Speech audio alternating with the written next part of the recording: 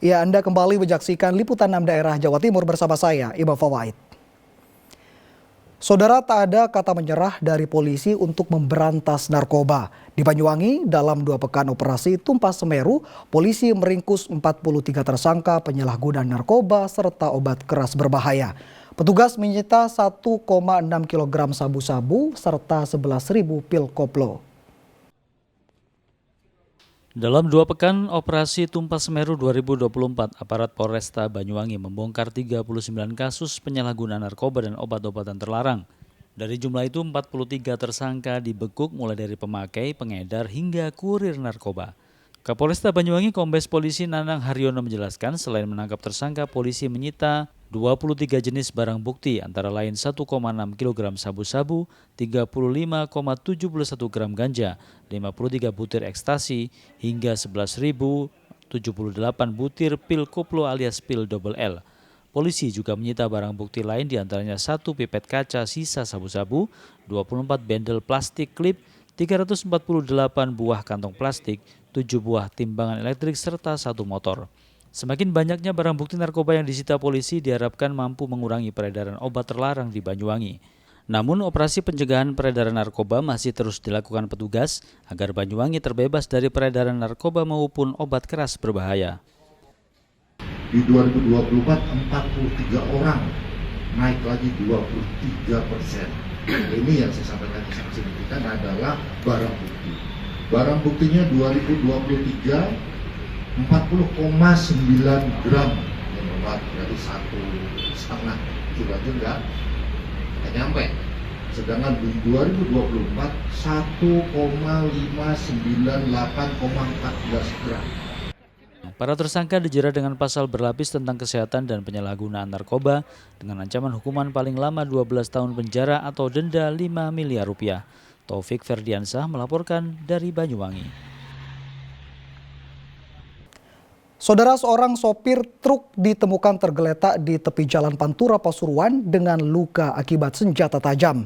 Korban dianiaya oleh kernetnya yang marah diturunkan paksa di jalan karena terpergok mencuri uang sang sopir.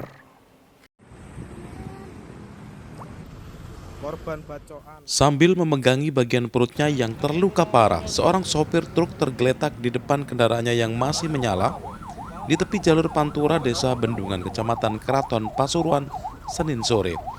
Sejumlah warga menghampiri korban dan mencoba menolongnya.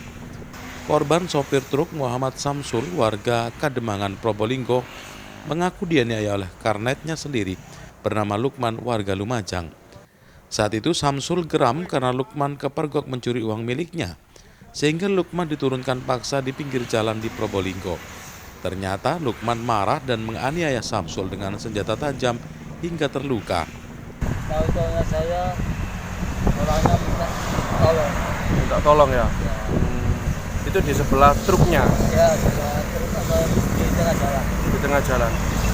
Polisi kini masih memburu pelaku yang kabur usai menganiaya korban.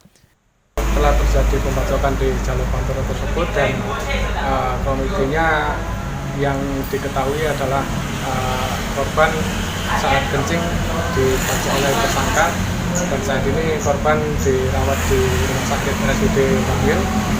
Lanjut, tersangka masih dalam penyelidikan dan pengejaran oleh tim kami. Kini korban masih menjalani perawatan intensif di Rumah Sakit Umum Daerah Bangil, Pasuruan. Dandi Ari Gafur melaporkan dari Pasuruan. Saudara, peristiwa ini menjadi peringatan agar kita tidak mengemudikan kendaraan dalam kondisi mengantuk. Di Mojokerto diduga akibat sopir mengantuk, sebuah truk menabrak bak belakang truk lainnya saat berhenti di lampu merah. Akibatnya sopir truk terjepit kabin yang ringsek hingga butuh waktu 2 jam untuk mengevakuasinya. Kecelakaan lalu lintas yang melibatkan dam truk dan truk gandeng terjadi di Simpang 4 Sekar Putih, Jalan Raya Bypass, Kecamatan Magersari, Kota Mojokerto. Akibatnya sopir dam truk bernama Suharyadi, 38 tahun, warga Sobontoro, Kecamatan Boyolangu, Kabupaten Tulungagung, mengalami patah tulang kaki kiri usai terjepit ruang kemudi yang ringsek. Evakuasi korban berlangsung dramatis hingga membutuhkan waktu 2 jam. Petugas dan relawan terpaksa menggergaji plat besi kabin truk yang menjepit tubuh dan kaki korban agar bisa dikeluarkan. Peristiwa kecelakaan berawal saat dam truk melaju dari arah Jombang ke Surabaya. Diduga akibat mengantuk, korban tak menyadari jika ada truk gandeng berhenti di depannya karena lampu merah.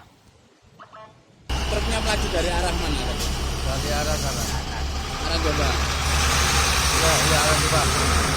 Surabaya. Itu tadi ada berapa orang dalam truk tadi, Pak?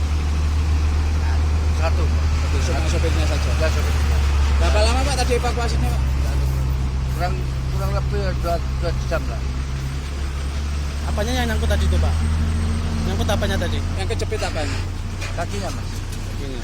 Kaki. Usai berhasil dikeluarkan, korban langsung dibawa ke RSUD Kota Mojokerto.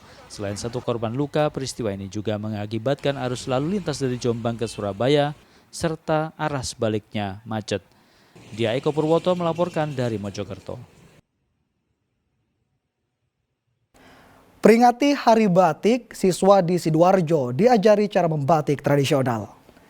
Informasi selengkapnya saudara akan kami hadirkan untuk Anda sesaat lagi.